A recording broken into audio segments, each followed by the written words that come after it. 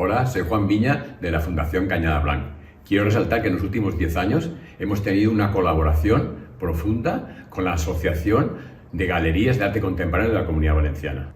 Nosotros entendemos el arte como una forma de ir moviéndonos por la incertidumbre, los miedos, los misterios de la vida.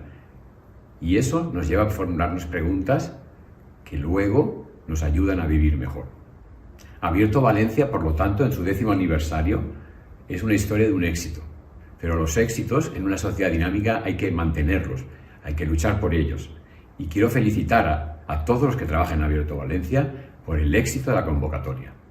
Este año, la Fundación Cañada Blanc va a organizar en el ámbito de Abierto Valencia un diálogo para ver la importancia del arte contemporáneo como motor de cultura, de innovación y para reavivar los talentos en el mundo del arte. Espero que lo disfrutéis todo mucho. Muchas gracias.